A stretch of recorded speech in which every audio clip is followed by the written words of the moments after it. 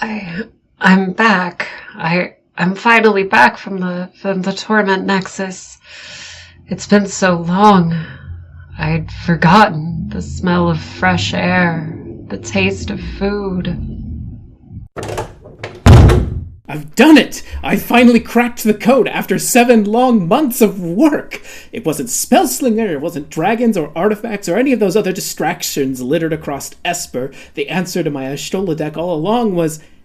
Oh my gods, what happened to you? Light, is that you? I'd forgotten the sound of your voice. It was so dark and yet impossibly bright. And every single hour, all you could think about were your worst failures and anxieties. There was no rest. I'm tired. I'm so tired. I only managed to escape after chewing off my own leg while the demons who held me prisoner were out messing up the servers for the latest secret lair drop. Ugh, that's rough, buddy. Anyway, here's the Ashtola list. Damn, this is pretty sweet. Want to get a test game in after we go to the hospital and get my leg reattached?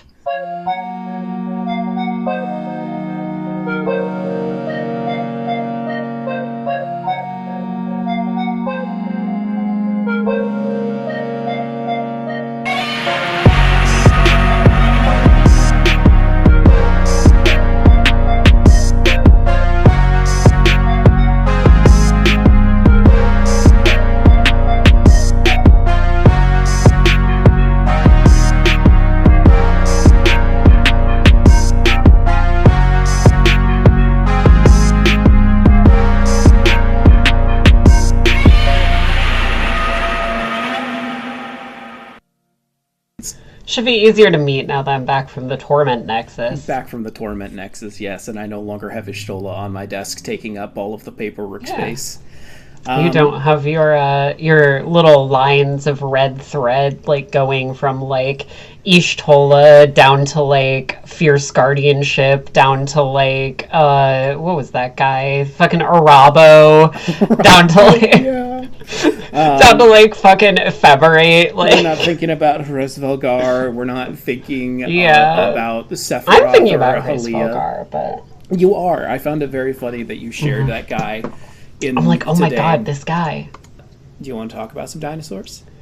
Let's talk about some dinosaurs, because I think that we both have... well, this is a segment that we are officially adding to the podcast, which is we're going to spend the first little bit of it talking about a piece of dinosaur media that we like. Mm-hmm. And I think that we... both have been quite taken with Dinosauria, which is a animated YouTube series of basically short films. Mm-hmm. They are kind of like, they're very Walking with Dinosaur coded, except that there's no narrator. It's kind of the Rite of Spring from like Disney's Fantasia, but if the dinosaurs were scientifically accurate. Asterisk. Yeah. So the series, it's called Dinosauria. There is also a mini series called Sauria that you can watch that's by the same creator. I recommend you do. It's more like what if dinosaurs were like dinosaur people and the society that they had formed. It's cool. I won't go too deep into it today, but it's on the YouTube channel Dead Sound. The creator's name is David James Armsby. And we're going to talk about Hunted by Moonlight, which is the most recent Dinosauria short that was released. I was surprised to see it's almost 12 minutes long, and like he does all these by himself, and they're just like they're hand drawn, animated. It's like a mixture between 2D and 3D styles. Yeah, it's so wild. I don't know. Did you end up getting a chance to watch the making of? No, but maybe you could tell me some of the things that you saw. Yeah, he goes in. There was a lot of cool things in the making of. He talked about Hunted. First of all, I recommend, if you have not watched Dinosauria Hunted by Moonlight, please pause this podcast if you are able, and go watch that before continuing. Here's your complimentary 5-second break. But anyway... All right, welcome back now that you've watched it. So, on the technical side of things, I thought it was cool. He talked about most of his dinosaurs. He does the texture. He hand draws the lighting on. So the lighting blends in really well with the background, but it's also very static. So he will usually have two skins for each model. One that is kind of their regular skin and one that is like more like bright light skin. That he said he uses more for close-ups. And then on a more or a less technical front, he talked about being really inspired to do kind of a dark gothic fairy tale vibe with this short. Even going so far as like taking like a lot of inspiration from like Guillermo del Toro, especially I think when it came to the Dilophosaurus design. God, which, oh my god, that Dilophosaurus. Cool. Gosh, I've not been scared of a Dilophosaurus in 20 years. I know. And you're like, oh, it was the size of a grizzly bear. Yeah. It's a bird the size of a grizzly bear. It's a bird the size of a grizzly bear. Like, yeah, because of the adoption of like the scrawny, tiny Jurassic Park interpretation of Dilophosaurus that has infected pop culture. We'd rarely get representation of Dilophosaurus in its more like realistic, honest, like body shape, body size. It was a medium-large theropod. They were not little guys. They couldn't spit venom. Yeah. They probably didn't have frills that could mimic fungus, but that was a really cool touch. That's so cool. He kind of said also that this one was inspired by an older idea that was kind of still playing with the dinosaurs in a dark fairy tale setting. Mm-hmm. That was not meant to be scientifically accurate at all and was actually going to be more like retro store style with like kind of a stop motion vibe to it. But he ended up going with this idea. It had been scrapped for like years, and this was kind of taking inspiration. So I think I'm inclined to forgive him for the like scientific inaccuracy for the artistic element to it. I think it's so impressive how much emotion his films are able to draw out of you, because the dinosaurs, they get a little bit of personification. Maybe just a little bit, but truly they feel like they're acting like animals. They're not giving off like high functioning human emotion the way that we could relate to, at least with like their facial structure, with how their faces move. And there's just the sense of dread mounts so well throughout it, despite not having any dialogue and no human faces to identify with. Yeah. And he does talk in this one that he went like a little bit more into the like personification side of things than he usually likes to do. But it was just kind of how it had to be set up to fit the dark fairy tale vibe. Mm-hmm. And like kind of the story. Like he talked about actually very specifically that he really doesn't like portraying carnivores as like monstrous. Mm-hmm. And if you watch every other like Dinosauria short, even the ones where it is like carnivores like hunting and like killing other dinosaurs, like it's very good at portraying them as animals. But for this one, because of how the story was set up, like the Dilophosaurus are kind of more monstrous because that's just what the story kind of needs them to be. Mm-hmm. Which I also very much appreciate. More nuanced takes, but I don't really mind it with this one. I think it works really well. Mm-hmm. Yeah, I don't have a criticism on that front with this one. Especially because the main Dilo, that poor main Dilo just cannot catch a break. He really couldn't. He's just like, bro, I worked for these meals. Come on. I worked here. Also, the little guys, the Scutellosaurs, are meant to be siblings, and the Dilos are meant to kind of echo that. Mm-hmm. Which you have, like, the biggest one is, like, really scarred for both of them, and then, like, you have, like, the younger, and then the two youngest ones mirror each other. Mm-hmm. It very much gave the vibe of, like, these Dilophosaurs are familiar with one another, but they are like these are solo hunters that exist in proximity to one another. It's like, come on, man, again? Brother, may I have some flesh? Brother's like, no. So that's our, I don't know, is there anything else that you wanted to talk about with Dinosauria? I think it's just awesome. I think that it's so awesome. Everyone should go watch it. Yeah. Go watch that's the summary. Go watch the thing. The one shot of the first shot we get of like the Dilophosaurus, where like the crests are like in the perfect position to be like behind the fungus on the tree, and then it cocks its head out slightly, is such an iconic shot.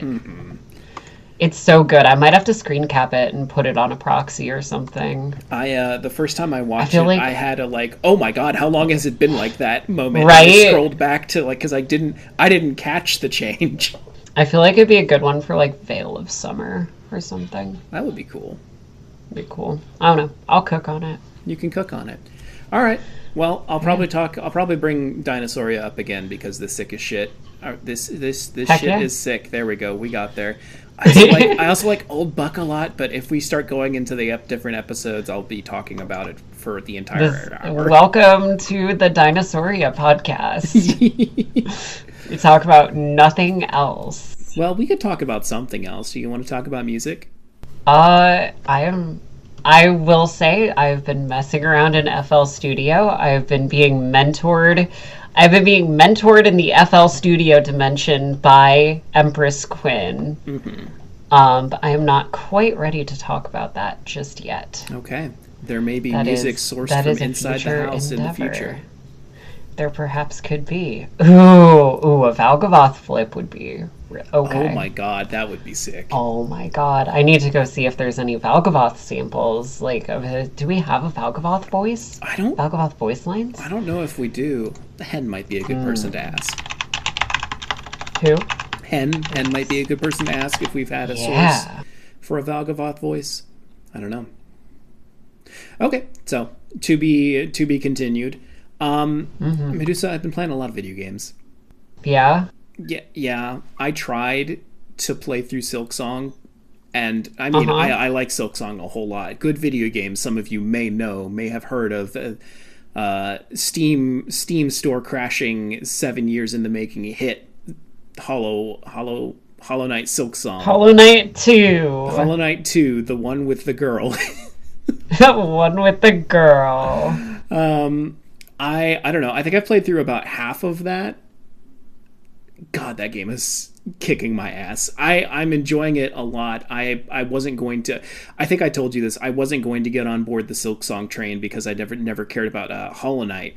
But then I saw how much people were bellyaching about the difficulty of some of the bosses in Act 1, and I'm like, well, I simply have to prove that I'm better than you, so I guess I'm getting Silksong. And I don't know if this will mean anything to you, but I am a is it masochist when you're into self-harm, I think that's correct. I'm a masochist who does the diagonal downward slash the hunter's crest. I like that you say that to me like, yeah, you're the expert on this topic, and I'm like, I mean, don't air my dirty laundry. I just I don't know, it felt like something you'd be able to quickly have a corrective answer for me, and I was I wonder why. Gee, I'm being typecast, but being typecast. Yes, that's what you get for going around calling yourself Medusa and things like having your league name be Mommy Elise. Jeez. Yeah. So I'm doing the diagonal downward jump, and I refuse to swap to the pogo bounce that's comfortable from Hollow Knight, and everyone who played Hollow Knight is like, oh good, I finally found this. This feels so much better. I'm like, I have no such expectations from the first game. I never played it. I have no weakness of being used to something. So I don't know. I'm halfway through that game, but then Digimon Time Stranger came out, and I've never played a single Digimon game. I haven't watched the show since I was a little kid. But unfortunately, I have friends who all played it, and they were all gushing about it for like a week, and I'm like, okay, so you're saying it's kind of like Pokemon. I can get behind that. And it is kind of like Pokemon. It's definitely a monster catcher game. I can hear the replies in our comments now. Hey, I can hear people taking up their pitchforks. If you wanna comment about how cool Hunted by Moonlight was, and then leave a second comment to get angry at me for comparing Digimon Time Stranger to Pokemon, do it. I will probably read it, or maybe not. But you'll never know if you don't try. I played that game for like 50 hours, I think, or was it 30 hours? I'm getting my times confused. It was one of those two. I played it for a significant amount of time. And then I was going to go on vacation, and I was talking to my friend, because I was going to have to leave my computer. I'm like, oh, I'm about here. I feel like I'm kind of rounding into the last act. And they said, oh, no, you're like halfway through the game. Oh. What do you mean I'm halfway through the game? How long is this JRPG? I feel like I've been through 7 different JRPG major size. plot twists.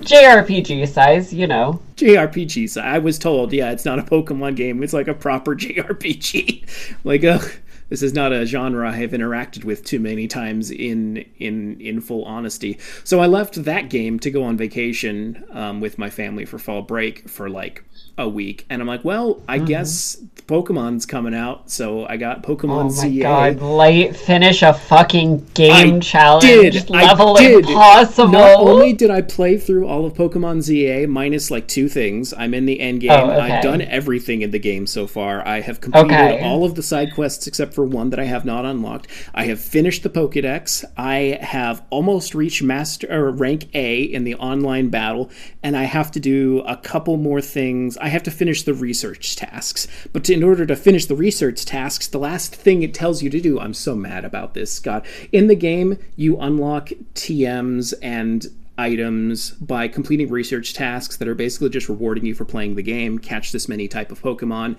win this many battles, fill out your Pokedex, etc. The very last task that I have is worth 2,000 points, I think. It's either 1,000 or 2,000 points. And it is defeat 1,000 trainers in battle. Oh, no. The previous tier was defeat 500 trainers.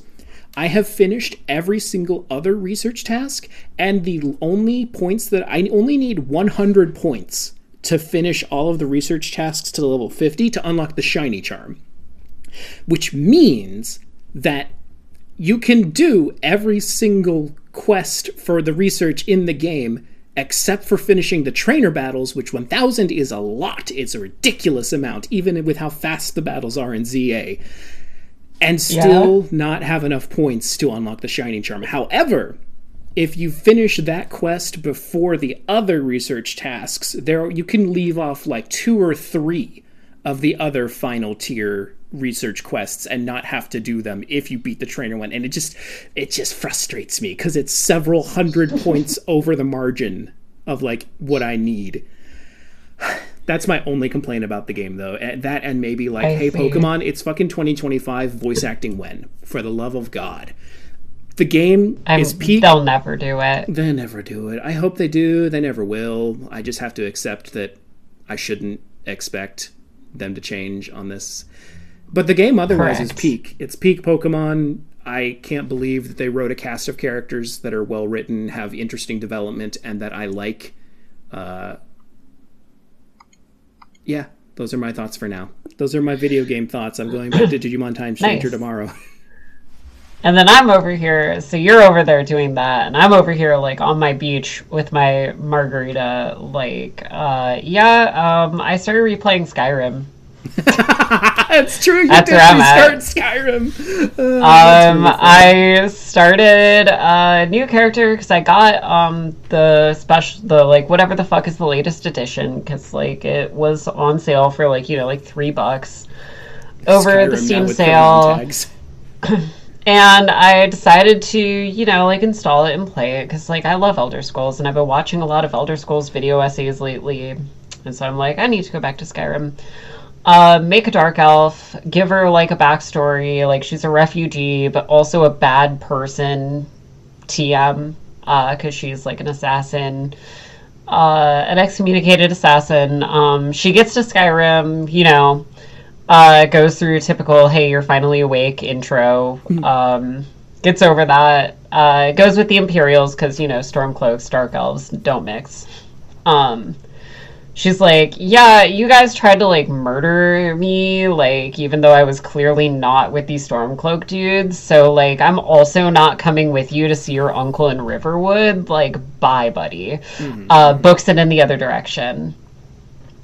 Ends up in Markarth, ends up becoming a cannibal, gets kicked out of Markarth, not for cannibal-related activities, for other activities. To the cannibalism. She got thrown in jail. She got thrown in jail. It's the Forsworn Conspiracy Quest. And you can either choose... The Forsworn Conspiracy Quest sucks, and this is spoilers for a game that came out in 2011, so, like, if anyone cares about that. That quest sucks because, like, on the one hand, like, the Forsworn suck, and, like, literally try and have you, like, beat up and then killed. And, like, your choices are, like, help, like, the King of the Forsworn escape prison. And, like, they're straight-up Daedra worshippers. Like, they suck. They suck on every level. They carve people's hearts out and, like, give them, like, pine cones in there. And it's actually really funny, because the Briar Hearts, you can pickpocket them, steal the hearts, and they'll die. But, I do remember doing that. yeah, so, like, the King of the Forsworn, you know, he tries to, like, he tries to have you killed, doesn't succeed. And your choice is, you know, you can work with him to escape the prison with, like, all the other prisoners, or you can kill him as revenge for, fucking him, or for trying to fuck you up. So I kill him as revenge for being, you know, a fucking asshole and trying to fuck me up. Well then, when I get out of the mines, Thonar fucking Silverblood, who's like the other dude who had the Forsworn dude like under his thumb, was like bribing him basically. And also was the one who had me thrown into the prison in the first place, is like, hey, buddy, yeah, you did me a real solid back there. That dude, he was getting out of hand, and, you know, you took him out for me, so sorry about throwing you in prison for the rest of your life and killing your friend, but, you know, here's, like, a lot of gold. Get out of my fucking sight. So I went to his house and I murdered him and I ate his body. As you do. Because remember, and a guard, and there was like a random guard in the house, and the guard saw, and I had to murder the guard, but then all the other guards were like, what the fuck? And so I had to book it the fuck out of there. Stole a horse, booked it the fuck out of there. Was like, fuck this, you know what, that main quest, that, like, you know, seeing that dude's uncle in Riverwood and, like, going and telling, you know, you all know how the fucking Skyrim quest goes. So anyway, now I'm on my way up the steps to High Hrothgar, because I'm, like, you know, Markarth, going off and doing my own thing in Markarth, did not work out. The threads of destiny wound real tight around me and said, no, you get back on track. You have to go talk to the Jedi eventually. Yeah. So now I'm like, okay, fine, I'll do my main quest things, and I'm going to do my main quest things. So that's where we're at there. I think Skyrim was the first game I ever played when I was younger, where, like, I had the most updated console, and, like, I played the hype game on release. It's a really good one. After Skyrim, I think my current plan is to play,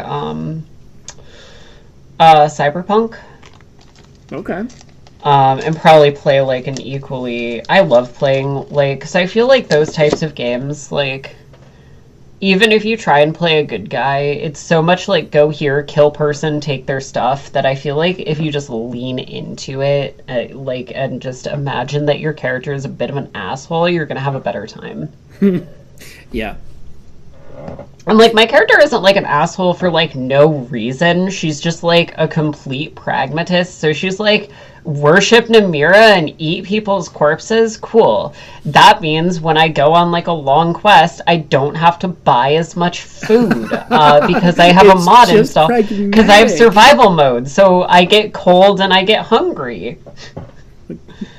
And you get, like, a perk for being well-fed. So I'm like, yeah, I'm fucking... When I'm going through a long-ass dungeon, I don't want to have to carry around, like, 50 charred skeever tails with me. Like... I want to just eat the guys. Just eat. Yeah. Yeah. You know? I don't know. I like being a werewolf. I can't judge. So anyway, Magic the Gathering is what this podcast is supposedly about. And not Jurassic World Evolution 3, because that's what I'm going to play next after I finish the catalog that just came out. The baby dinosaurs are so cute, and we can move on to Magic the Gathering, but I watched a Spinosaurus baby follow up, stride up along beside his parent, and bite it on the shin and, like, hang on. Oh, and the Spinosaurus that's had to adorable. shake it off, like, kid, let go of me. Maybe we can talk about Jurassic World Evolution for our next Dinosaur Media segment. That sounds like a good idea. Okay. Magic the Gathering. Wow. How many sets has it been since I entered the Torment Nexus? I think approximately 6. I think you entered the Torment Nexus right before Edge of Eternities dropped? ? Or was it like while Final Fantasy was slightly after? Like in it was slightly after Edge of Eternities, because I do have this stack of Edge of Eternities cards here. Like, I have an Esteli Reclaimer, Chorale of the Void, Requiem Monolith, Biotech Specialist. I've got Pull Through the Weft is a good one. Okay. Weft Stalker Ardent. I don't remember what I was doing with these, but I have them. So what, has anything, Spider-Man came out? I think only Spider-Man came out. Was and it then only we've Spider-Man? gotten announced. Well, Spider-Man came out, and then Spider-Man on Arena also came out, which was like a whole other 2-day spoiler season. Right, because it was the let's see. Okay. We did. Spider-Man on Arena is like no, sorry. Spider-Man not on Arena is like okay. Now let's do a funny one. now let's do a funny one. Oh, that's funny. Yeah. I like that. And then we've also got, what's the order? I don't know what order these come out in. I know that Avatar, Ninja Turtles, and Lorwyn are on the horizon at various release dates. Yeah. I think we're in preview season for Avatar. I don't know if the Teenage Mutant Ninja Turtles previews were, I think those were pre-previews. Okay, so then it's probably I think Avatar, so we went into Lorwyn. TMNT pre-preview season and then went into Avatar season fully. Damn, they're making me care about Avatar. I wasn't. Spider-Man made me nervous. Like I heard it Spider-Man on the Good was Times. bad. Yeah, I heard it on the Good Time podcast. I think Veggie Wagon, Good Time Society podcast, Veggie Wagon put it this way, that like all of the Universes Beyond sets have been good up until Spider-Man, and then Spider-Man was just a dramatic failure. The problem with Spider-Man, as I see it, is like if you're gonna do Universes Beyond, right? And this is something that I don't think this is a particularly fresh take. I'm pretty sure this take has been done, and especially by the time this podcast actually comes out, I think that this take has been done to death. But like the whole point of Universes Beyond is putting these established characters into Magic is that people already have some idea in their mind of like how these characters play, right? Mm-hmm. And so it's like, oh, like the benefit to our game of Universes Beyond, besides hypothetically getting more people who are like Spider-Man fans or Final Fantasy fans to play Magic, which like supposedly by every metric has been very successful. The benefit for like us established players is like, oh, maybe something about like, maybe something about like the character of Miles Morales is going to like inspire the designers to come up with like design space that we haven't seen. I think we saw that really well with like Final Fantasy and Lord of the Rings. Like I really like the Balrog design. I don't know if they would have this like giant creature and then it's like when it dies, get rid of like one target thing on everyone's board. Wow, Medusa, necessarily. You like the Balrog? I didn't know. Yeah. Yes, I do. Or like the Black Mages. The Black Mage tokens are really sweet from Final Fantasy. So like, like they're pushing...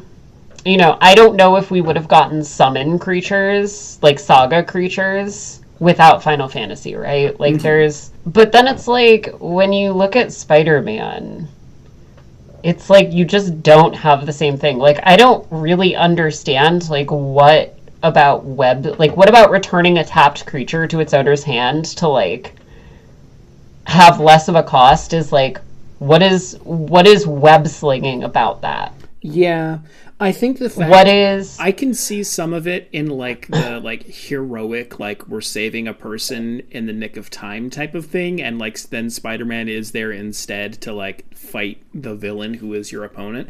However, it's just generically called web sling, which is trying to evoke a very generic like imagery thing that Spider-Man does.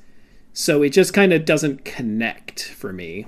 It's like J. Jonah Jameson is professional facebreaker. Again. Gwenom is Bolas's Citadel. Again. Like, there's not really...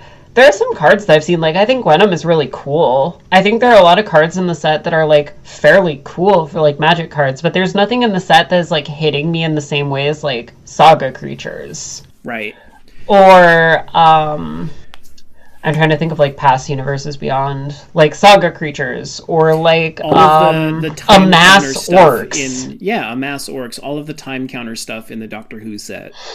The Doctor Who set, I don't even really like the Fallout or Doctor Who set that much, but like Alpha Deathclaw or junk counters are really cool. Mm-hmm. Or like Preston Garvey, a new settlement, like he puts settlement auras on your lands, like and then untaps them. Like that's really cool. Like you can build like a wild growth deck around him, right? Like there's all these cool ass designs, and then it's like Spider-Man, it's just like half of them are like draft commons. Yeah.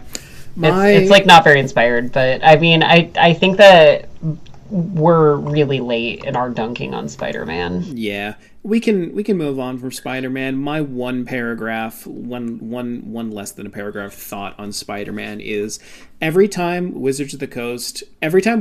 find out that Wizards of the Coast had to dramatically shift what the design intent and philosophy of a set was halfway through, the result is always bad.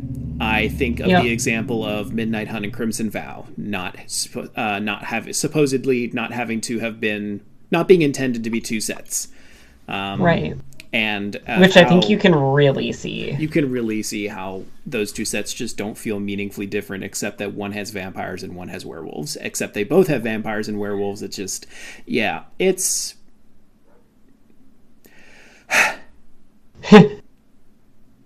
I don't need to go into it further than that. There's frustrations in the shortcomings, and they're easy to point out. It doesn't doesn't undo all of the good sets that have come out, all of the cool cards that have come out, like this year in 2025, or the fact that we're looking forward. I mean, this started off with like, hey, you think that you might be starting to care about Avatar. What's making you start to care about Avatar? Oh yeah, we'll talk about that. But I will say just one more thing to wrap up the Spider-Man thing. I think it's like one of those things where it's like, all right, like there was going to be they can't all be winners. But like if the Ninja Turtles set also kind of goes in that direction, or like I think at this point after the previews that we've seen so far, and by the time this goes out, like we'll probably see a lot more. Like I'm pretty confident in saying the Avatar set looks to be more in the line of like Final Fantasy and Lord of the Rings than the Spider-Man one. But for some reason, like the rest, we saw all of the inspired cards, like the rest of everything just bombs from that set. Like, at that point, I think then it's like, okay, so this sucks. Mm-hmm. But yeah, we're definitely not there yet. Avatar, two things make me care about Avatar. Multiple things, actually. So many things make me care about Avatar. Airbending being like our first instance of being able to really easily abuse cast triggers. Mm-hmm. Because you can just exile the thing, cast it for 2, and get like the cast. So like, okay, I'm gonna exile my Ulamog. Cast it for 2. Evil thoughts. Why would you put that? Fucking backflipping middle fingers. Backflipping middle fingers. I think airbending is cool too. But however, fuck you. Yeah, more in the line of like fuck you, you specifically. We got another Balrog in Phoenix King Ozai, or I think it's Ozai, the Phoenix King. It's one of those. He is a 2 generic and then black, red. So 6 mana for a 7/7 legendary creature, human noble, mythic rare. Trample, firebending 4, which is when he attacks, you add 4 red mana to your mana pool, and it stays there until the end of combat. Haste. If you would lose unspent mana, that mana becomes red instead. Ozai has flying and indestructible as long as you have 6 or more unspent mana. So I tuned out of everything on this card. Now that I'm looking at this card is insane, actually. Mm-hmm. But I tuned out of I blacked out on everything after I read 6 mana, 7/7, trample, haste. And I just like blacked out into a dream of whacking Light with this thing over and over and over and over again, because you have delved too greedily and too deep. And now the Balrog was not enough. Now we have to have this incredibly bad father show up and kick your ass. He gives you a lot for 6 mana in the situation he really where gives you a lot for 6 mana. In the world where you have, how much mana is it? 4 mana, 6 mana in your pool? 6 mana in your pool? In the world where you're able to have 6 mana in your mana pool and cast him, which is not the hardest ask in the world, you're getting a 6-drop 7/7 with flying, haste, trample, and indestructibility. That also has easier. The on-off mana battery thing. He fire breathes, so you only have to have an additional 2 mana. Yep, you only need 2 because he'll give you 4 of it. Yep. So he's pretty sweet. And then the other thing is we got 2 versions of my favorite Avatar character, Wan Shi-Tong. Who is the giant owl. Yeah, it really does. He's the closest thing that you will get to a Sphinx in this universe. He is very Sphinx-like. He prioritizes knowledge above all else and will viciously try and kill even the Avatar if he thinks that they are a threat to said knowledge. He has an adorable array of little foxes that help him keep the library organized. It's very, very cute. And so we have 2 versions of him. One of which I think, is this in the intro, like the introduction decks? I don't know what the little glider icon is. I think that's the like intro decks. I think the glider is the intro decks. However, yes, no, that's true. So he's 4/4 for 5, Wan Shi-Tong, all-knowing, legendary creature, bird spirit, flying. When he enters, you tuck something, target null-name permanent, their odor tucks it second from the top or on the bottom. Whenever one or more cards are put into a library from anywhere, create 2 1/1 colorless spirit creature tokens with this token can't block or be blocked by non-spirit creatures, which is pretty cool. He's a cool little piece of removal. He feels like you have to build around him a bit more, but still feels very much in that same vein of like these 5 mana engine, like 5 mana ass-kicking engine creatures that they've been putting out lately. Like, I don't know, like he's the same genre of creature as like Imrith, Desert Doom, Dragonhawk, Lyra Dawnbringer. What's the one demon you shared with me earlier? Speed Demon? Oh, the Whisper, yeah. Doom Whisperer. Doom Whisperer. Speed Demon falls into the category too. Yeah, like these like 5 mana, what our 6 mana creatures used to be. Mm-hmm. Greater Gargoyle. Just kind of like a big centerpiece creature, kind of. Yeah, so he's cool. And then you also have Wan Shi-Tong Librarian, who is a 1/1 for X and 2 blue, with flash, flying, and vigilance. And when he enters, you put X +1/+1 counters on him, then draw half X cards rounded down. So kind of a little bit of a Hydroid Krasis type effect. And then he also has, whenever an opponent searches their library, put a +1/+1 counter on Wan Shi Tong and draw a card, which is pretty cool. Say it again. God, what a line of text. What a line of text. It's the, not the Deep Gnome Terramancer, the Archivist of Ogma line of text. Yep. I like that you can just cast him for 2 mana. Casting him for 2 mana in response to, like, an opponent cracking a fetch land seems like it's sweet. Oh, yeah. Yeah, I think I don't know. When I say the words Indominus CEDH, I may lose some people. However, I do have an Indominus CEDH deck, and I think this is considerable for that. He's so sweet, deck. Yeah. But he's definitely. I like modal cards. Mm-hmm. Or, like, not modal cards, but, like, cards with very different use cases. So I like that he can come down really early as kind of like your, Archivist of Ogma, or, like, you know, like your, like, Mystic Remora. He's type, a Rhystic Study that's not annoying. Little Rhystic Study 1/1 guy. Who then, like, later in the game blocks, but then he scales up so well throughout the game, because later on you can cast him for, like, if you're casting him for, like, 6, he enters as a 5/5 Flying Vigilance I want to that draws you 2 cards. Oh, yeah, that's sick. Or wait, no, if you reanimate him with the Mimeoplasm, it doesn't do anything, because the X is the variable. Oh, yeah, not the the variable, counters. not the actual counters. Okay, so that's not as good. Yeah. Okay, that's fine. We don't have to worry about that. Darn it. Yeah, I think he's just good. He's allowed to just be good. I love him. I love this guy. He's great. I love his little foxes.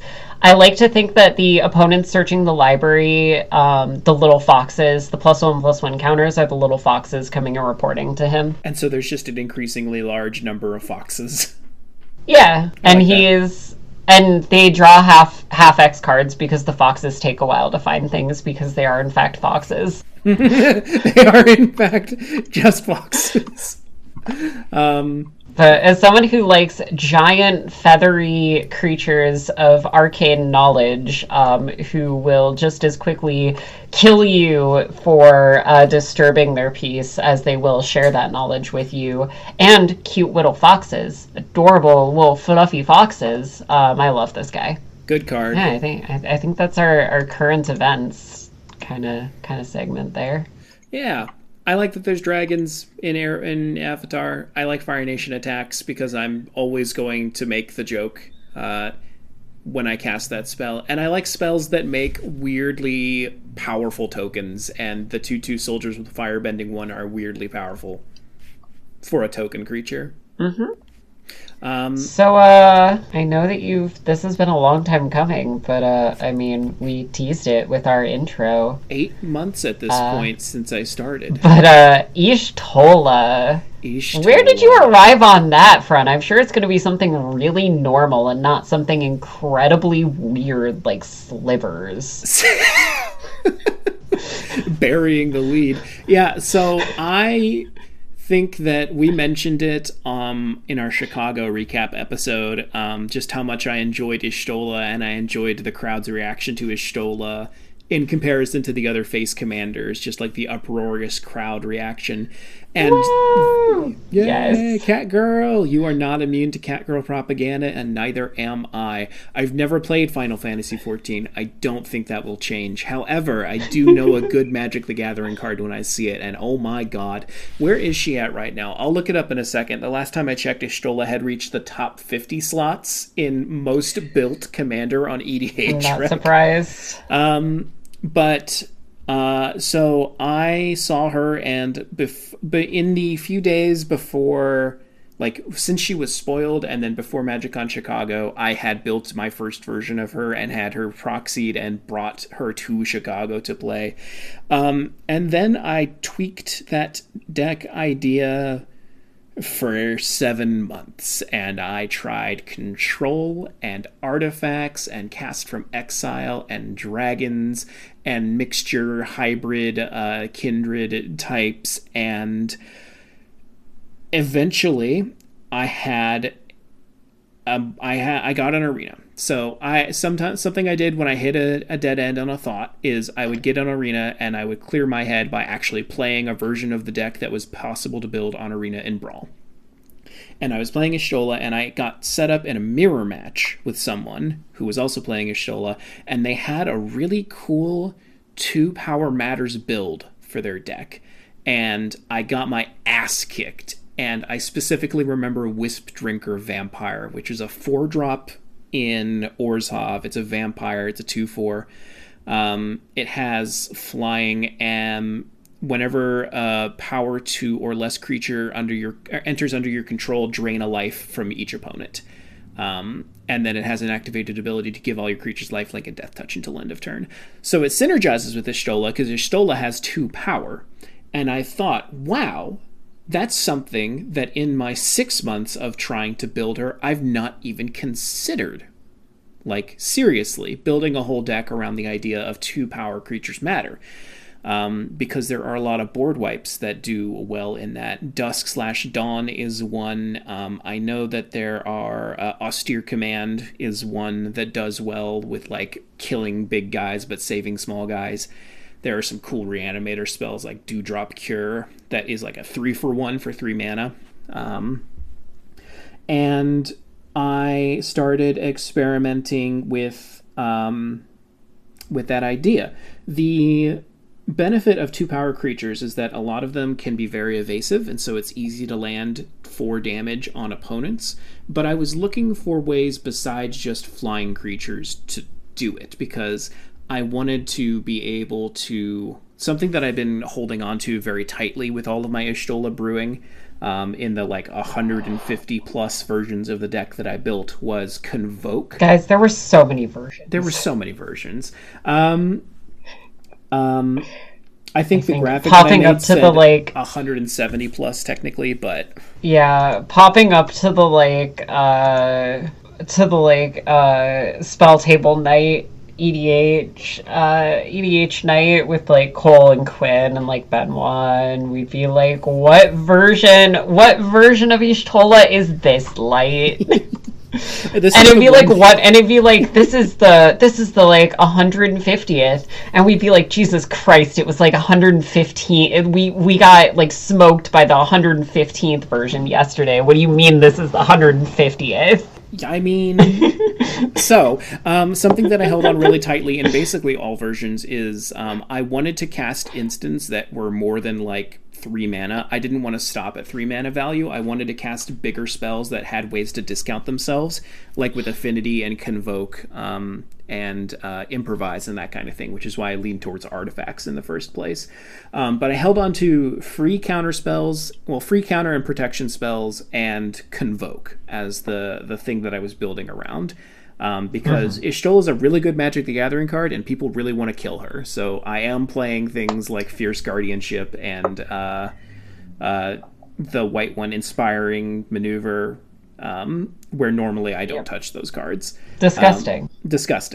But then also Convoke cards, and in order to Convoke, I need to have creatures to do that with. And I started with tokens, because it's really easy to make tokens that are small, that hit the 2 power or less threshold. But I found that I was getting frustrated with them, and something that had been mounting in my deck building is with tokens in general. I was always afraid to commit them because tokens are supposed to be kind of expendable, right? Because normally you would think in a black deck you're just throwing them in the wood chipper to generate value, but I was using them for combat damage mostly, or for mana. And so I never wanted to commit them to tapping unless I had a way to untap them. And I never wanted them to die because they were a mana source. But then how am I translating this into an aggro deck that's like based around getting a bunch of small creatures that are doing combat damage? I also can't sacrifice tokens to Flare of Duplication, Malice, etc., because those cards specify you have to sacrifice a non-token creature. Okay, let's look for real creature versions of ways to deliver extra life loss in a turn. So flying was obvious, Skulk came up, and other ways of generating unblockability. And then I found a creature, it was Lazotep's Sliver, had Afflict, because I was looking for keyword Afflict, because Afflict is a good one when you're blocked. Even if you're blocked, you still deliver the damage. And I thought, wait a second. Well, you deliver some damage. Right, you deliver an amount of damage so that you can keep triggering Y'shtola on your turn. That's the logic. And I thought, wait, Slivers are a low to the ground creature that are very cohesive will buff one another both evasively and defensively so that they stay on the battlefield and so that they can dodge creatures, and work really well together when you have like 3 or 4 of them on the battlefield. We don't need the 5 color slivers. We don't need 10 slivers on the battlefield doing a hyper aggro plan. We just need to deliver 4 combat damage per turn. Oh no. And so I built like 5 versions to get my ideas out of the sliver deck before arriving on what ultimately ended up being the version. And it works so fucking well. I don't understand how it works so well. I don't understand how I spent 7 months brewing one deck idea to arrive at Esper Slivers, and it's not really like a hyper aggro deck. It's more of like, it's more tempo up until the point where I have a way to find the one hive pool, sliver hive pool, and then I just kill you. Or it still has Bolas's Citadel. I'm still using Bolas's Citadel as a win con in the deck. But, and I haven't touched the deck list in a month. I'm free. It's done. Nice. I like the deck. I managed to procure a Surge foil of Ishtola. I know. You showed me, and I was like, Bessie, what the fuck? Bessie, what the fuck? Yeah, I mean, she's going to be a forever deck, I think. Yeah. I love that We card. both have Esper. We both have Esper Catgirl for forever decks. It's very funny, actually, if you think about it. Different capitalizations on the world. Yeah, mine's a little more cat than girl, and yours is a little more girl than cat. Mm-hmm. Mine's also got like some sort of like, I don't know, what else does Sphinx, like some eagle thrown in there. Mm-hmm, mm-hmm. And like a good bit of like Skynet, or not Sky, Sharam. I feel like Sharam would be like GLaDOS. I've never heard anyone pronounce her word that way. Or her name that way. GLaDOS or GLaDOS from Portal. Yeah. You know, she's like, I don't blame you. I love her. So that was my adventure. I like the deck a lot. I'll probably link it in the description. I learned a lot about Esper as a shard in that experience. I don't know if there's Esper's a really cool shard. It is. There's so much you can do with it. One reason I'm excited about airbending is because one of the ideas that didn't make it to the final version of Stola that I like a lot is cast from elsewhere. Cast from elsewhere, abusing cast triggers, or just, abusing casting from elsewhere. I do remember that being in the deck for a bit. Mm-hmm. I feel like Esper is like, I don't know, every time that I build decks, it's like, all right, Esper or Mardu. And I go, God damn it, I already have an Esper Mardu deck. I have to build like other shards. This is hard. I don't know. So you're done, right? You've won deck building. There's no worlds left to conquer. Well, there's one world left to conquer. Do you want me to talk about the world I have yet to conquer, or do you want to talk about your dragon? All right, I'll talk about the world I have yet to conquer. I think I hate Jund. I think I fucking hate Jund and Commander. Fighting words. As they're fighting words. Let me explain. Wait, hold the pitchfork. Let me explain. I hate trying to build Jund. I have done it so many times. You know, the closest I have gotten is I built a 4-color deck with an Indoraptor Secret Commander. Because I think that my big problem with Jund is, if you've listened to any of the decks that I've tried to talk about in the past, you know that I like to finagle. I like to tweak. I like to twist gears. I like to have lots of levers to flip. I like to do trick shots and weird things and niche things. And Jund just fucking wants to sacrifice a creature and draw a card. At the end of the day, that's all it fucking wants to do. And there's no fucking nuance there. And I can't find a commander that lets me do anything that I like in Jund. I've been trying with Venom. I love Venom, the character, so much. Venom is so fucking cool. But it's just sacrifice a creature, draw some cards, play a card on a beater. And his other side is a reanimation spell. Like, my problem is I don't want to just Jund them out. I am in doubt, and I don't want to Jund them out. I want to do something else. You do kind of need to want to Jund them out, for sure. You know, and, like, my favorite cards in like, the Jund wedge also want me to Jund people out. But then I play the Jund them out deck, and I'm like, gosh, I played Corvold for a year back in like 20 fucking whatever, right as he came out. And the deck was really good, and it was really oppressive, and then I took it apart, having no further worlds to conquer. Alexander wept for Corvold was too good. Have you tried... Alright, here's a thought for you. Because this was one that I was considering heavily for a while. Have you tried Corvold 2.0? A little bit, but when I did, it was more of a spiteful, I'll show you idiots that this card is just perfectly fine and good to play in the command zone, and your desire to compare it to the first version is holding you back. What if you just decided to unironically play it? Yes, I could just unironically decide. I mean, it is kind of the problem. It is kind of like still sacking things and drawing cards, but it's like, I don't know, interesting. Yeah. It asks you to have like a lot of different card types, and I feel like that's an area that you tend to enjoy kind of leveraging, because like... That's true, I like that. You could potentially have it be like dual, like if you wanted to focus it, dial in on like 2 different card types, it'd be pretty easy. Like if you wanted to focus on like, say, like, I don't know, enchantments and lands, right? Well, there are a lot of like artifact lands and a lot of like enchantment and artifact, like enchantment creatures, right? So like you can still kind of get your like large amount of permanent types. I do like Delirium as a mechanic. Yeah, I like Delirium too. Might be something to think of. Might give you Indominus vibes, honestly, because like Corvold is also coming out the gate swinging pretty hard. So. It is coming. He is kind of coming out the gate swinging hard. That he really is. He's just a big beater. Mm-hmm. He's a big evasive beater that draw cards.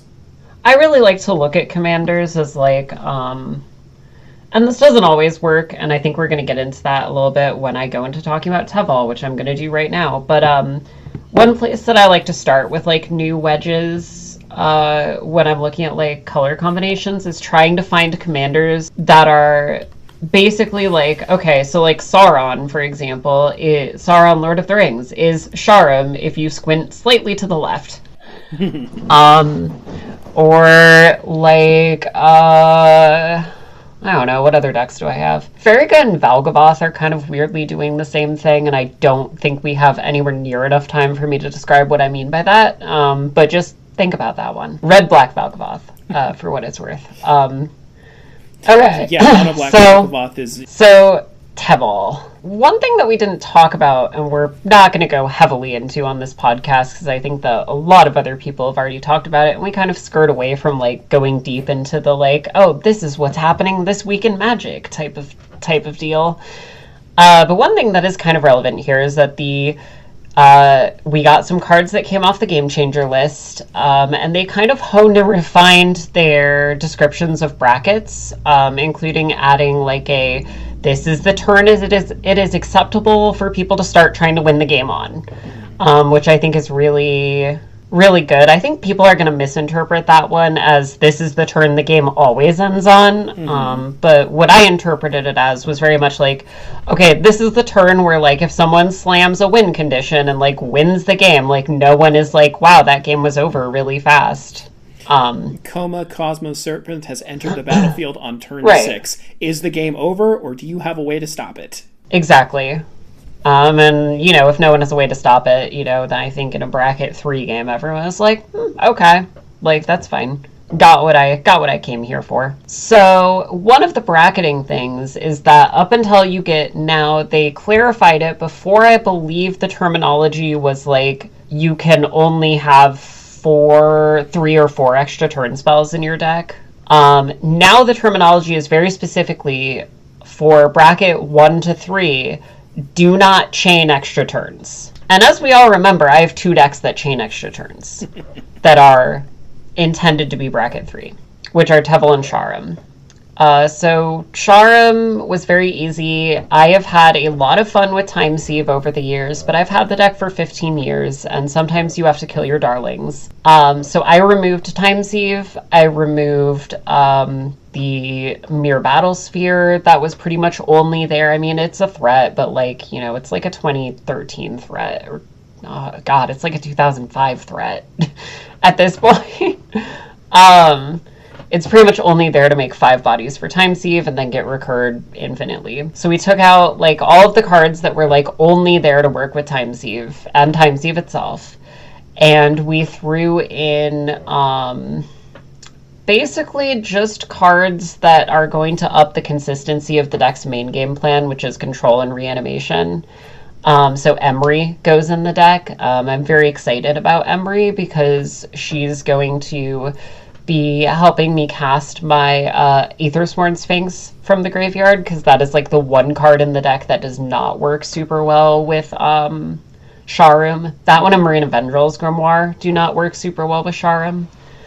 And she's kind of like a backup Sharum. Like, you know, if I have a situation where like the only card in my graveyard is a Thought Monitor, and I'm like, I don't want to spend my Sharum on a Thought Monitor, I can use Emery and get it back for like... So Emery was a change. I also added the Ever-Flowing Well, which is literally just a 3-mana artifact that says when it enters, mill 2 cards, draw 2 cards.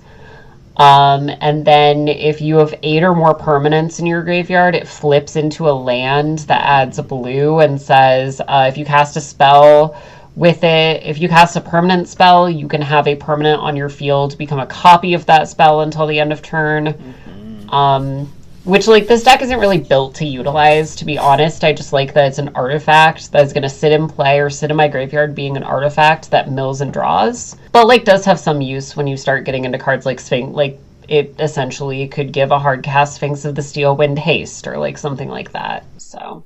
I like it a lot because it's my favorite kind of like two-faced land card. I much prefer the spells that are like, I am a permanent that does this on the battlefield, and if you meet my conditions, I will transform into a land, rather than dual-faced cards, which are like, pick one or the other. That's fair. I love like Search for Azcanta. And I added like, I think, what else did I add? I don't know, some other like interaction spell. That's probably that I'm just completely forgetting. Oh, Ghost Vacuum. No, this one is fun to talk about. Oh yeah, God. Ghost Vacuum. So I have my Nihil Spellbomb, which is like my go big graveyard hate 1 mana. But then I have Ghost Vacuum, which is my like surgical graveyard hate. It taps, exiles a card from a graveyard. You can pay 6 and tap it and sack it to put all creature cards exiled with it into play under your control, except they're 1/1 spirits. Very cool card. Very excited to see what I can do with it. And it's tutorable off of like Trinket Mage and Urza's Saga. And then I added Extinguisher Battleship, which is huge. It crews instantly. If I bring it back with Sharum, it does 4 damage to the board, destroys a non-creature permanent, and turns into a 10/10 instantly because I can just crew it with Sharum. I'm not looking forward to you sacrificing that and recurring that over and over. I love Extinguisher Battleship. I think I'm going to come to hate Extinguisher Battleship. Good news for you, I do not have run a lot of sacrifice in that deck. Okay. We may be the purpose of the deck is to kind of keep the big guys out rather than sacrifice them. The main sacrifice card in the deck was Time Sieve. Oh yes, that's true. I do have Threefold Thunderhulk though, which I did keep in the deck mostly because it's signed by Hen, so I didn't want to take it out. But also because it's like a cool, you know, it has the like 2 sacrifice, put a +1/+1 counter on it. It's like one of the few ways the deck can goes wide, and also like it can sacrifice a Sharum so that I can reuse my Sharum from the command zone, which is neat. I need to find a deck to put my Shurikai that Hen signed in. That's not important here or there, but I took it out of the previous deck it was in. Shurikai is another one I've thought about for Sharum. But yeah, so that's Sharum.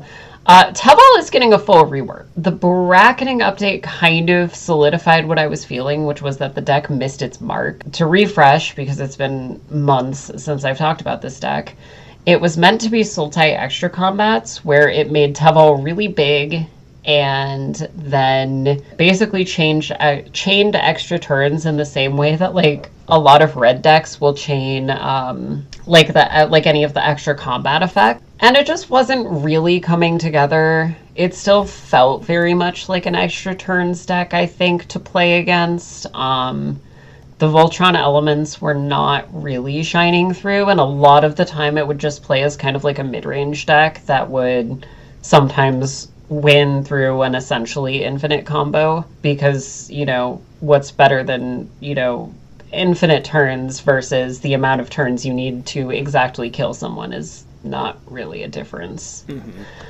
Time stretch, using time stretch for 2 extra combats was really fun. I'm gonna miss that, but the deck I think was like a little too inconsistent and a little too salty to keep around in that form. So I'm reworking it. We're in the very early phases of that. I got very enamored with the card Ugin, Eye of the Storms. Because if you have enough cards in your graveyard, any colorless card that you have is free. So I really like Ugin. I think that is one really cool planeswalker, and he's kind of sitting at my like keep secret commander slot now in a lot of the iterations of Teval brews I've been doing. The other card that I really like is the End Stone. Because it resets your life total to 20 at the end of your turn. So that's been kind of making me want to go in a more stormy direction with Teval. The previous version really didn't need the Endstone because you would just be hitting them with like a 9/9. And you would pretty easily have like 70 life, especially if you had like Bloodthirsty Conqueror or like Grey Merchant, which this deck does have, but I don't think it's going to be as consistent in that regard. It was kind of throwing to like want to reset your life total to 20 every turn. Yeah, so I had a version that I was bringing that was like the Eldrazi, the like Teval Eldrazi version with like going very hard on Ugin with like baby Ugin as well, and like a lot of colorless stuff because like equipment is colorless. Like playing your Ugin for 7 mana, getting to like draw a card or add 3 colorless, gain 3 life, and exile a permanent is like pretty sick. And then if you follow that up by playing like your Sword of War and Peace and exiling another permanent, that's also pretty sick. And like the fact that having Teval out lets you potentially do both those things in the same turn is really cool. And then the other route that I was kind of exploring was like a Spellslinger route because instants and sorceries are kind of better with Teval than like creatures or enchantments. Because a sorcery that says, if you have like an enchantment or like a creature that says like, look at the top 5 cards, put one of them into your hand, put the rest into your graveyard, right? You get 4 cards into your graveyard if it's a creature or enchantment or artifact, but if it's a sorcery or instant, you get 5 cards into your graveyard because the sorcery or instant resolves and goes to your graveyard. So it's like kind of finding little things like that. I threw every Harrow variant that I could find into the deck. So like all the like sacrifice a land, go get 2 lands. Because those also ramp you and also put you, those also give you like an extra card in the yard. So just like finding where you can cut corners like that, I think is really important with a deck like this. And then I think it's going to have some really fun storm turns with the Endstone. I'm really into listening to the little nuances of how you're finding room to like squeeze the extra value of what Teval asks for this deck. I think if Teval asks for a lot, I will say does. Like she really does. I think that people don't realize because she's so powerful, but people don't realize like how hard it is to fit extra themes in this deck because the deck really wants to be fill your graveyard, cast spells. And if you're trying to do anything cute with it, it's really hard to fit it in there. Yeah, it very much is. Teval doing her thing, like, in the way that she's supposed to, really is the, I'm sorry, Master, I must go all out just this once. And, like, you assume the power-up state, but now you have a clock you have to win by because otherwise you're going to die first. Yep. I think I have a version that I really like at this point, so we'll see where that version ends up. I think if you did not become so enamored with Teval and Ishtola did not exist for me to have as a fallback, I probably would be building would have built this version of the deck, or at least something similar. Yeah, I can see that. It is a really, really cool version. I guess basically what made me go Spellslinger as well was seeing this card Scroll of the Masters. which I haven't thought about in forever, which is whenever you 2 mana, so it's 2 mana colorless artifact, so like so already colorless. Okay, cool, we're on track. Whenever you cast a non-creature spell, okay, cool, it cares about instants and sorceries. That's also what we're doing with this deck. Put a lore counter on this artifact, and then pay 3 and tap. Target creature you control gets +1/+1 until end of turn for each lore counter on this artifact. Okay, cool. So it's also a Voltron card. Like, awesome. This thing is doing everything that I want it to be doing. It's also just going to make random creatures scary for no reason. Mm-hmm. I don't remember what creatures are all in your deck, but it's very easy to, like, I don't know, turn a 2/2 into a 7/7 all of a sudden, and then hit someone with it. And I assume you might be running a couple of swords. Yep. I'm running Sword of Once in Future because that's the one that surveils me. I love Sword of Once in Future. Everyone hates on it because it's not as good as most of the others, but I love surveilling.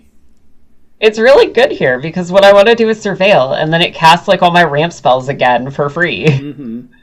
So I'm like, cool, this works out for me. This is what I want to be doing. Yes, I will growth spiral once more in the once and now in the future.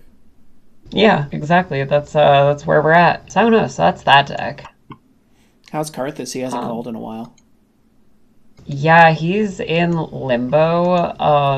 So like the thing with my brewing is that anytime that like my existing deck, so like I was in the Torment Nexus, completely out of Magic, not brewing anything whatsoever. Get back into it. Immediately they do this bracket update. Okay, cool. Like 2 of my favorite decks no longer, one of them is not like hitting, one of them I'm dissatisfied with, and the other one is like not hitting, or sorry, one of them I'm dissatisfied with and the other one like needs some like minor updates. So those immediately come first. So Karthus continues to be in limbo. I think I will finish him whenever I can find a Dragon Broodmother, which no one has. Yeah, that's where Karthus is. He's still, I've been thinking about just throwing like Firelord, Phoenix King Ozai, and whatever the fucking Balrog of Moria and Balrog Durensbane into him just to have them in there and be like, get their ass. But I haven't really committed to that yet. It's okay. I understand sometimes it's hard to commit when you're a Karthus seeking single broodmothers in your area. Yeah. So I suppose we're gonna move into our favorite asterisk ? Segment. I like it. Freak Cast Kill, where gamers, you may be familiar with this game. You may have played it before under another name, but we are going to introduce 3 monsters in Magic the Gathering. One with which the other must freak, one which we would cast, and one which we would kill. I have rolled the dice and decided that Medusa is going to offer 3 monsters first. Cool. I mean, I think since we were just talking about it, it's got to be Karthus, Tyrant of Jund, Phoenix King, or Ozai, the Phoenix King, and the Balrog of Moria. Technically very much a human, but I will allow it under the pretense. He is have you watched the show? Yes. Have you watched the show? He scarred his own son for life when he was like 10 years old. He's absolutely a monster. All right. Well, I will cast Karthus. I will kill Firelord Ozai because I'm not as kind as Avatar Aang, and I believe that leaves me freaking with the Balrog, which has some concerning implications for my safety, but like the thrill of that. Balrog is, as the kids say these days, that Balrog is putting you through the mattress. It's true. I want him to go at it like he wants to kill me, and I'm not concerned. I'm not convinced he doesn't, but okay. Oh, he absolutely does. I mean, every game that he comes out, he goes after you with 8/8 power and toughness of trample haste with murderous intent. All right. Here are your options. The Atropol token that... Oh god, the what?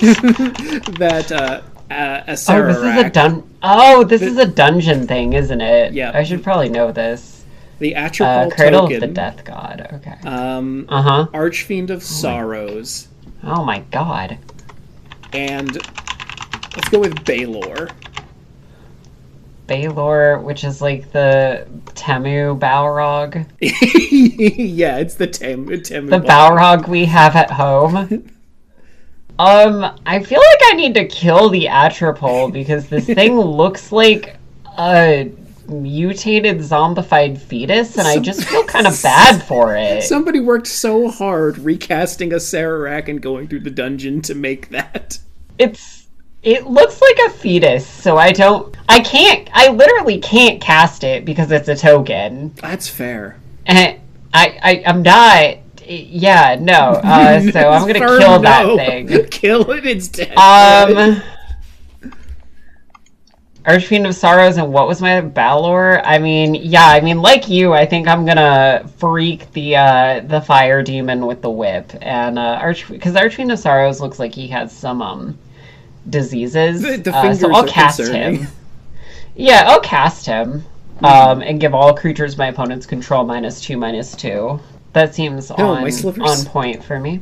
Yeah, your slivers. Fuck your slivers. I think it's really funny that you built the only sliver deck that wants them to stay like small sliver. It doesn't want to immediately grow them to be like a largest. Specifically, I want my slivers. Someone's like, "Oh, well, you could." I'm scared of them because you could play all of the slivers that give +1/+1. I'm like, I am playing literally none of them. The only one I'm playing is Frenzied Sliver because it applies the damage buff after blocks are declared. All right. Do you have another one? Another set? Or wait, no. Do I have another set of 3 for you? Yeah. Okay, let's see. Let's go with Molten Slag. I think that's what that card is called. Yeah. Yeah, it is, right? Molten Slag? No. There's a Molten Dread Slag. Dread Slag. That's it. Oh, okay, God. We got there. Dread Slag. Dread, the card Dread, the avatar, the elemental incarnation, Dread,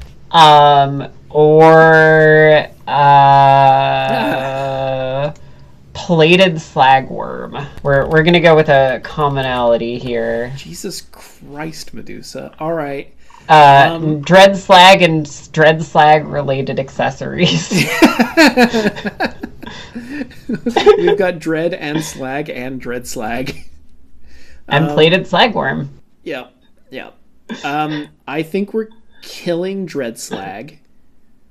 By having more cards in your hand, more than 2 cards in your hand? I simply will have more cards in my hand than it can stomach. I think we're casting Dread. Dread is very cool. I don't know what I'm fucking looking at with this card. And then I guess that means we're getting the freak on with the Plated Slagworm, which, okay. I mean, he's ribbed for your pleasure. He's plated for your pleasure. Yep. Beneath the tangle, the worm tunnels stretch. Oh, God. Yeah. Wide as a stone's throw, long as forever, deep as you dare. Oh. Amazing. Okay, let's think. Yeah, I did kind of give you Insect Nightmare, which is the penis. second time that you've the second time that you've done that to me. Once again, I have a fear of insects and arachnids. Ooh. Okay. Wild. It's skill issue. Yeah. Okay. Valgavoth, the big one. Elder Gargaroth, and Harisvelgar. What is Elder Gar? I mean, alright, I'm getting my freak on with Harisvelgar. That's not even a question. I thought there would be more competition with Valgavoth. I'm a little surprised. No, because I'm casting Valgavoth. Oh, that's true. And I'm killing the Elder Gargaroth because Gargaroth Ivory probably sells well on the secondary market. You can't say that. I'll grind it up into a vitality elixir. So anyway, Medusa was canceled last week. I'm looking for a new podcast co-host. Okay. I think I should now make the card Gargaroth ivory powder elixir, which is 2 mana, choose one, create a 3/3 green beast creature token, you gain 3 life or draw a card. So you're suggesting that you poach the animal to create a dust in order to summon another version of the animal. Yeah. Well, I mean, we also poached its child, apparently. Well. Because we're, like, the villains in, like, one of those, like, Free Willy type, like, 90s environmental movies. We're the villain? You're the villain! I suppose I did make you choose. I just didn't think through the consequences of my actions. And now she has a Valgavoth.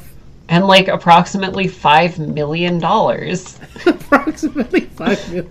In Bitcoin. In Bitcoin, all right. From a dentist in Idaho. That sounds like a great point to stop the podcast to me. Yeah. Thanks everyone for listening. This has been Gaslight Gatecrash Girlbright.